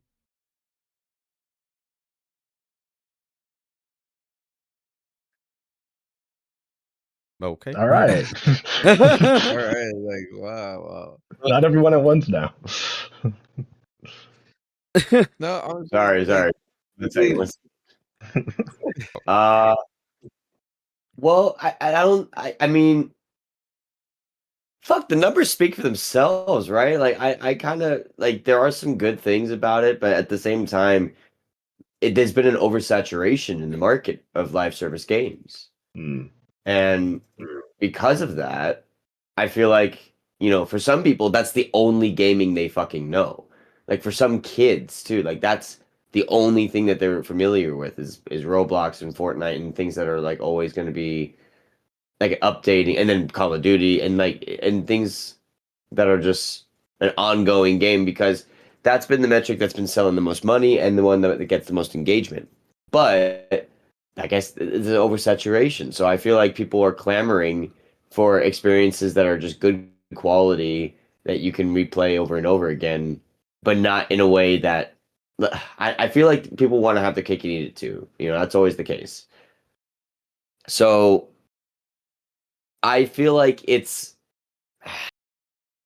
I feel like it's a good thing because then it'll focus like on these other developers and people in these other studios that would normally get shut down after one or two games that didn't match the lofty expectations of the fucking high elite. It just they're now realizing that they can't keep fooling us like that because of the lack of sales, because of the lack of engagement in this oversaturated market. So hopefully that's gonna have them, you know, uh, actually look and see maybe at the indie scene, and maybe for people who are like still having that edge, and they're gonna find their next big cash cow in that. Hopefully that's my hope at the very least. So I think it's good, honestly. All right, round it out, Kevin. Round it out. how can I say this?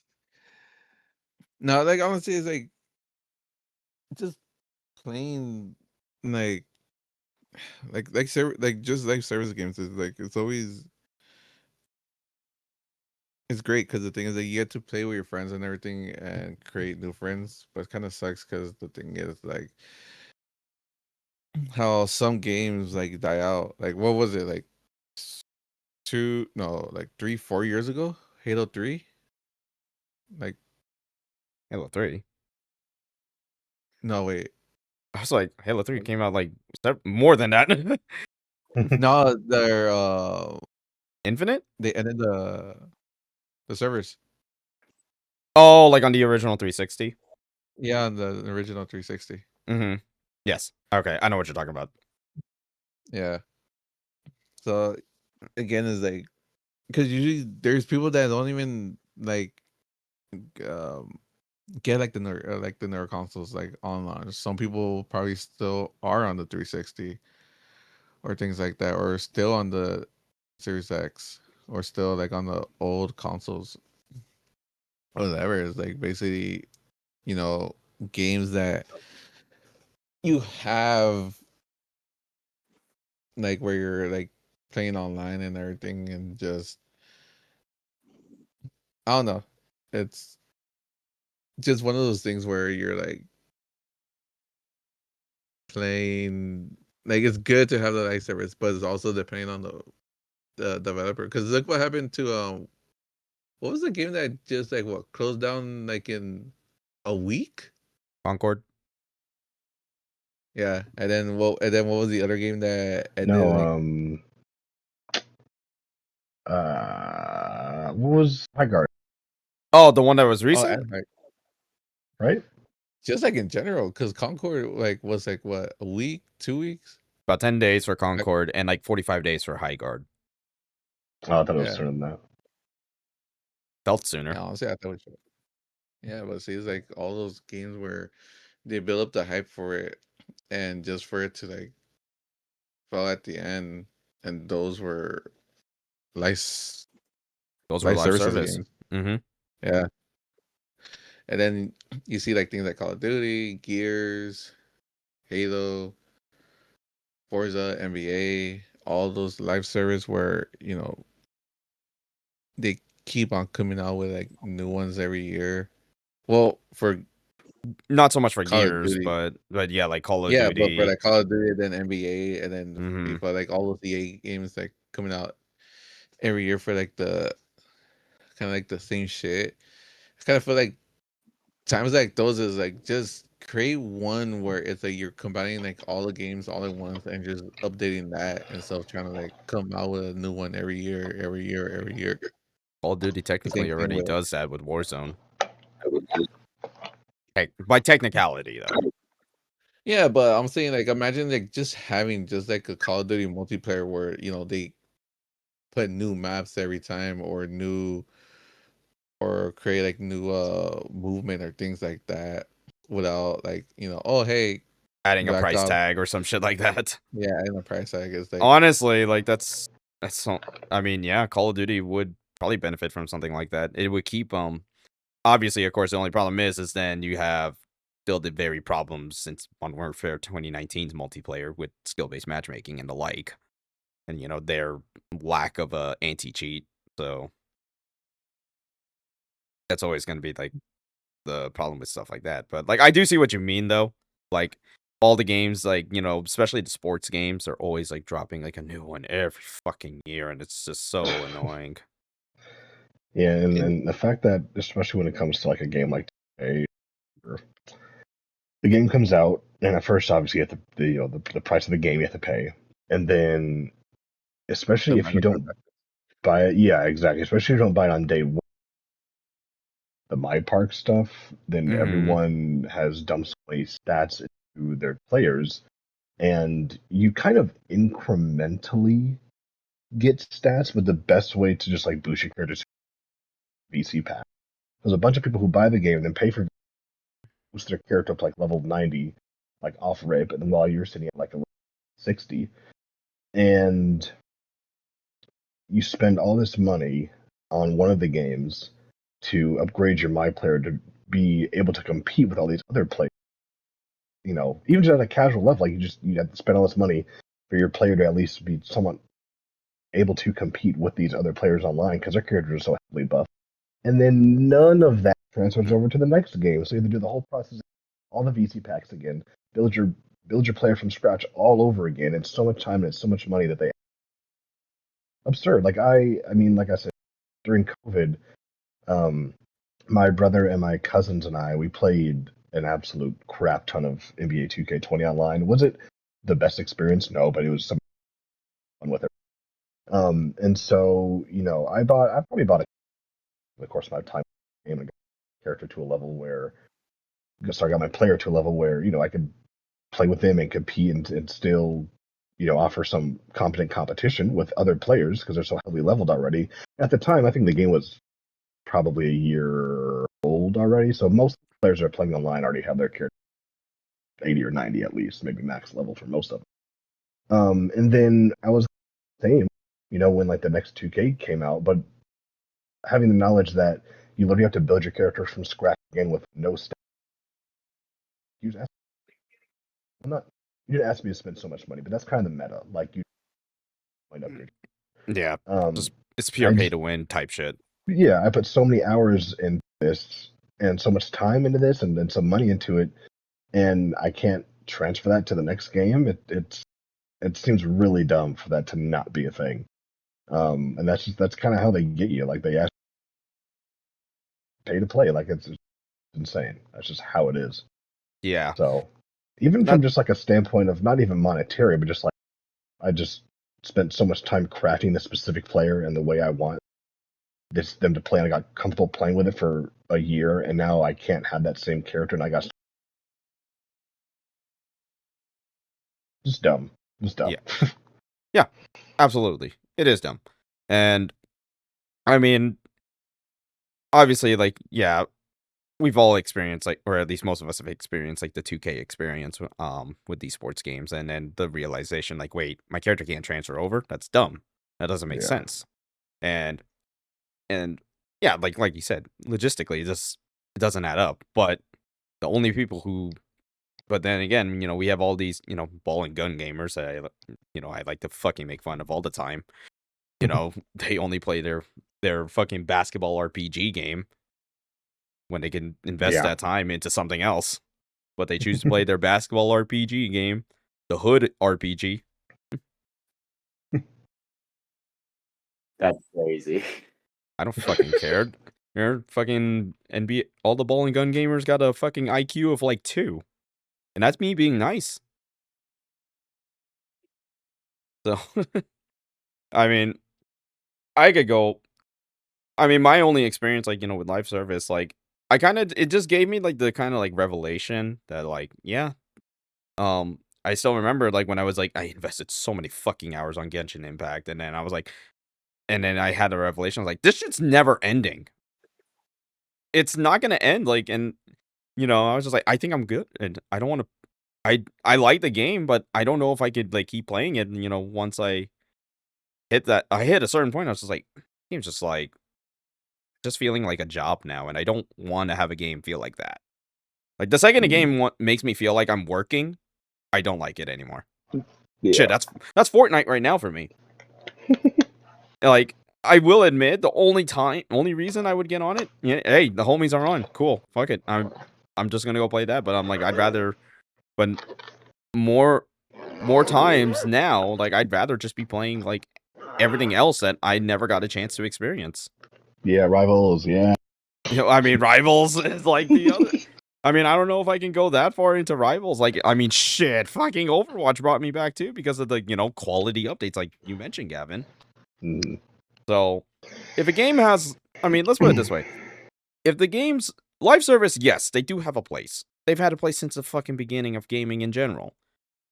But when nowadays with live service being, I'd argue, like the lowest bar of quality ever, just not having quality updates, they're just kind of sort of, oh, let's just add a few things here and there, call it a day, or whatever. It doesn't feel like it's worth it anymore.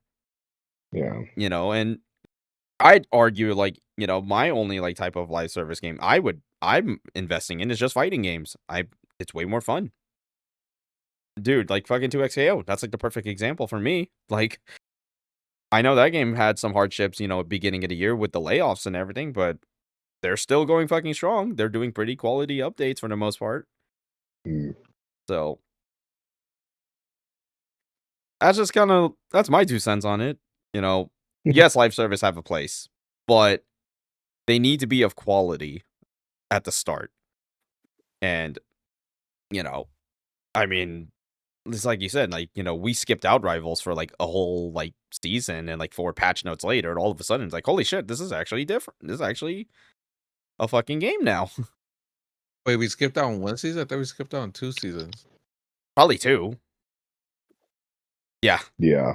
2. Because, I mean, and then obviously with like Overwatch, skipped out on years. Because, Yeah. because the game wasn't of quality standards. It was just more of a monetary storefront. But once they started making like actual changes that were worth it, that said it all right there. It's like, okay, this is a quality game now. Definitely worth playing at least. I mean, I kind of approach now live service games as like, I'm going to be honest, very casually. I'm going to play them casually as much as possible because I know what's it, NTE dropped, and I was like, I'm gonna be honest, I'm like, guys, it's cool, but it's just Genshin. Like, that's it. It's just like, yeah, it's a cool game, but it's just Genshin again, and I'm good. And I mean, I can say the same thing about the other Hoyoverse games. Yeah, they're cool, but they're, it's their model. It's called The Shit Doesn't End, and I don't want to get addicted to shit like that. Like, if there's something I'd rather be addicted to, it's just playing multiple games and tackling the backlog. Because, Yeah. I was alluding that there was a franchise I started, which was the Arkham series. I've already beaten Arkham Asylum. I beat Arkham City.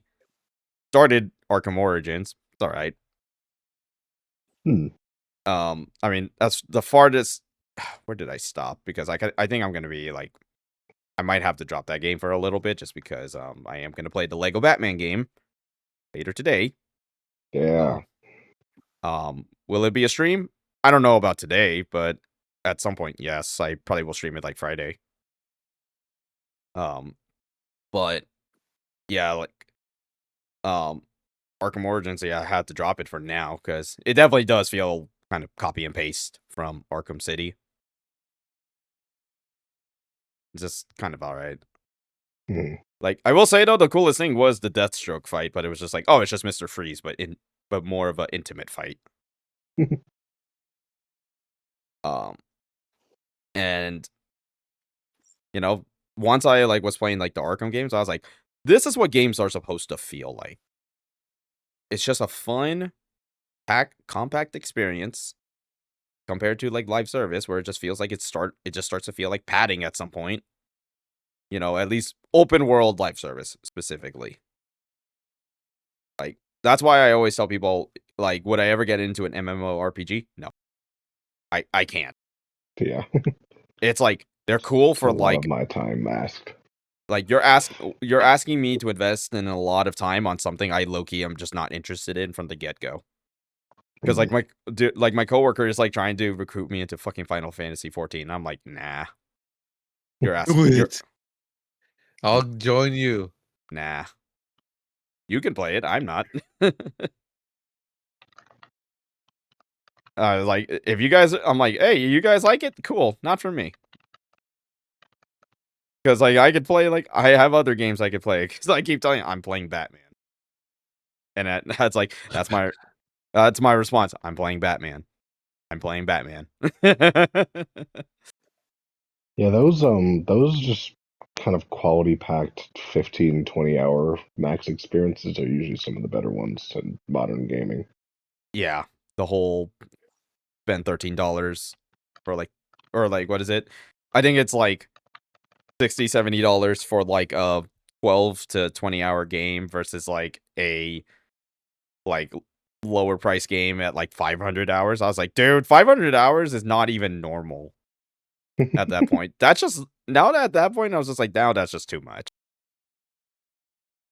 Yeah, I wonder how Crimson Desert's doing nowadays. Yeah, I do see people still playing it, especially with the updates now supposedly being a lot better. So Yeah, I mean, I was always really, really super interested in it, but like, I don't know, it just seems like it would take forever to even like get past like the first act, like if it's 8 hours, I was like, Jesus Christ. Yeah, that's just like a real time dump game that I just. That would be a game that I get. There's literally nothing else that I'm interested in, or nothing else that I want.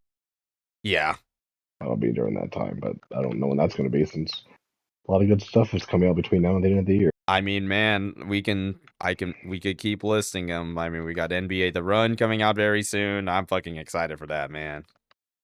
I know. Were you able to get into the?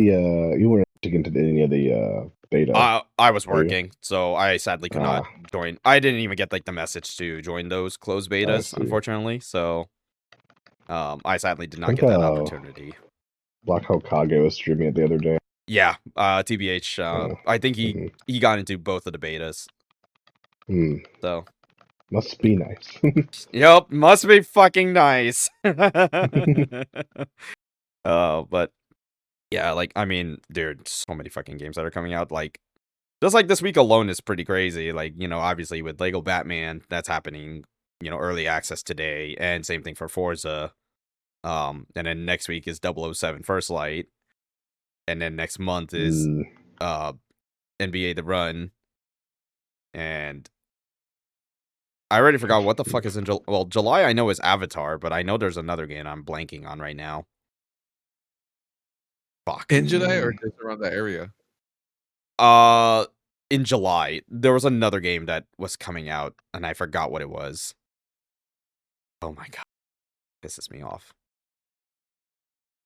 It was something big that we were like or at least some of us were interested in.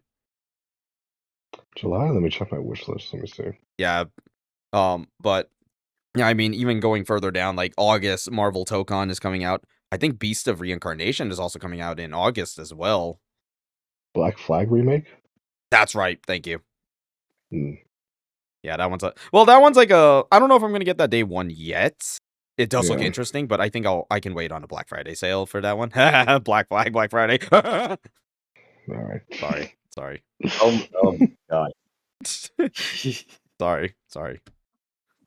No. I hate Yeah, myself for that. Tokon in August. Tokon in August. And then September Also, we got Beast of Reincarnation is in August too. Yep. And then September we got Phantom Blade Zero and the Wolverine game. And GTA. Yeah, we don't need to worry about that one. Well, I wonder if Forza's coming out for PS for PlayStation Around that, time yeah, too. definitely. Like, I want to say, like, yeah, Forza's probably gonna come out around like holiday season for PS5 at least. Hmm. So there's also that. Oh, and October has NBA or not NBA. Fuck. Star Wars Galactic Racer. Oh yeah. That's our day one, right? We're day one. Yeah. I'm day one I on hope that they have at a least. beta for I it can never. too. Yeah, yeah, I'm hoping for a beta Again. too.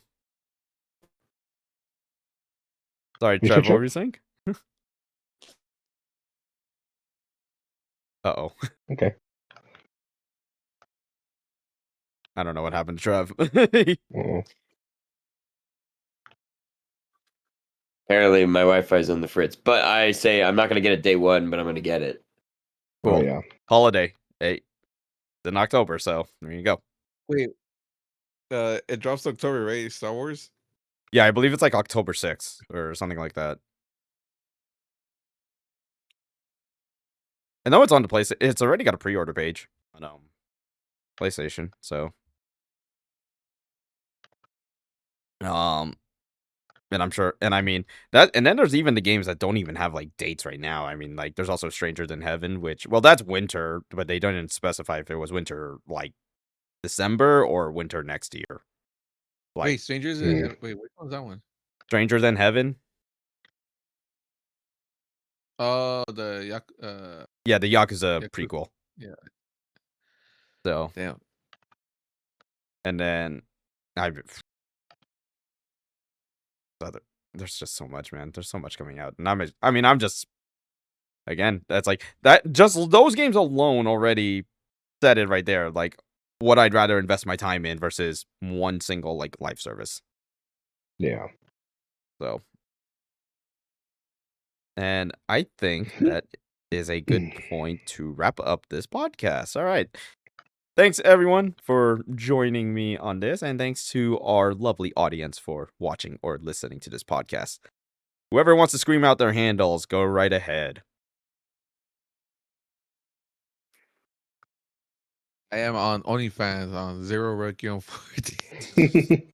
Nice. Jesus Christ, man. God damn it. Mine is PJ_DYNO on Instagram, and yeah, stay tuned. I'll be posting more about my shit. I actually forgot to mention, but Trevor and we may be doing a particular special video in regards to The Boys, because series finale is this Wednesday.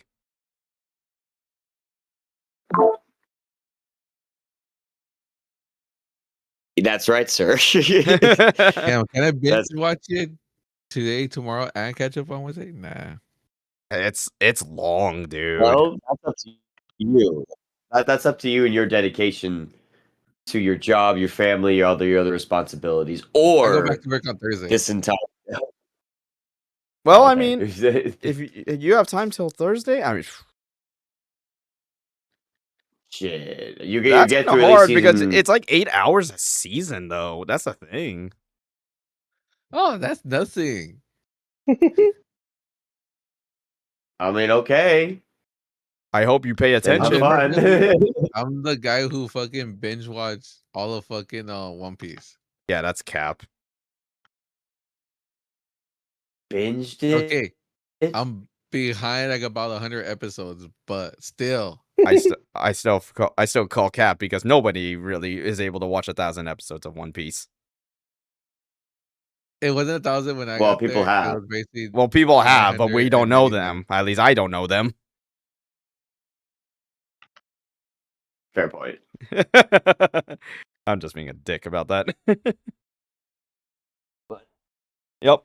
So Trev and I, we will be doing a particular special video on the Boys series finale. I am gonna try to see if we could. I'll have to figure out how to schedule it this week, but I'm probably gonna have it either uploaded on Friday or Saturday. At least that's what I'm planning. But we will see when that happens. And Gavin, thank you for joining us on the pod. Yes, sir. Yes. He'll just be tuning in to streams when that handle Probably happening. not the Batman one. Oh, you mean just mine? I don't know.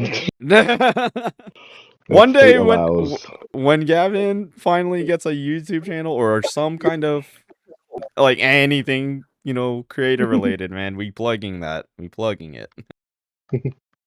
But and of course, I am your host, Zero Requiem 14. You can follow me on Instagram, YouTube, Twitch, and TikTok. We will be back for another podcast and also streams, sometimes on Thursday, but every Friday night we will always be streaming. Until then, thank you guys for watching or listening, and we'll see you on the next podcast. Take care.